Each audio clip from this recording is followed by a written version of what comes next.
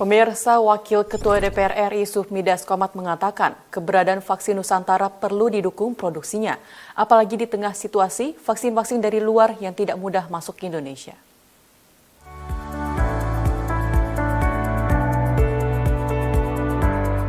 Wakil Ketua DPR RI Sufmi Dasko Ahmad mengatakan keberadaan vaksin Nusantara perlu didukung produksinya, apalagi di tengah situasi vaksin-vaksin dari luar yang tidak mudah untuk masuk ke Indonesia.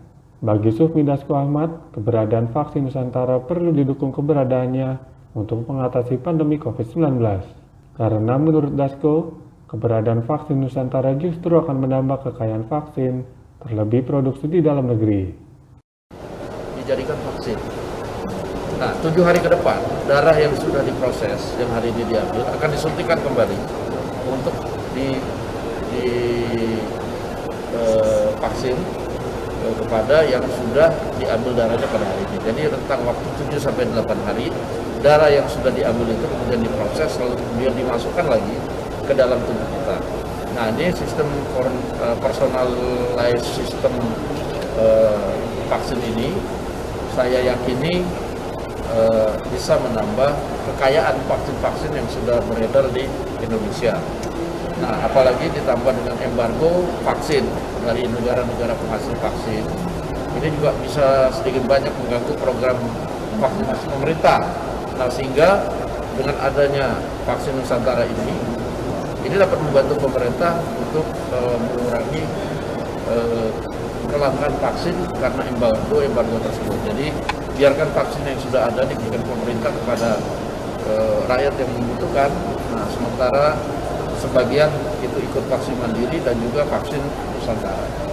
Dengan Komisi 9 itu sudah jelas bahwa BP POM mempersilakan vaksin fase 2 vaksin Nusantara dengan metode yang diperbaiki. Yang kedua, proses penelitian, proses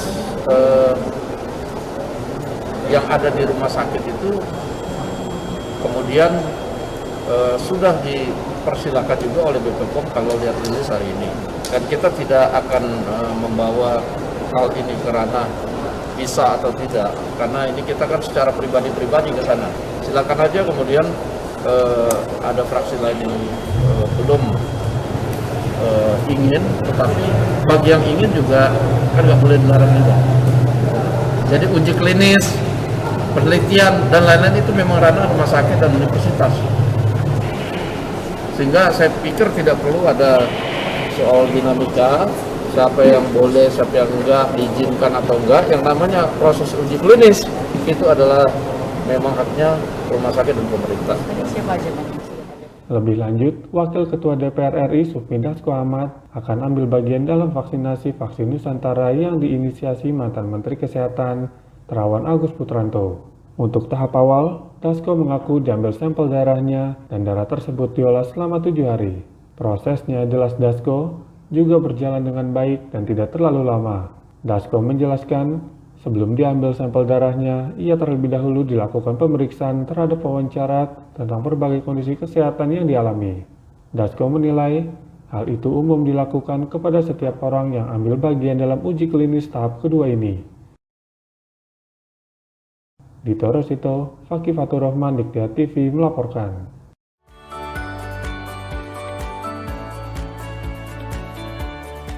Ketua Harian DPP Partai Gerindra Sufmi Dasko Ahmad menegaskan, Gerindra tidak ikut mencampuri urusan reshuffle kabinet yang diisukan akan terjadi pekan ini.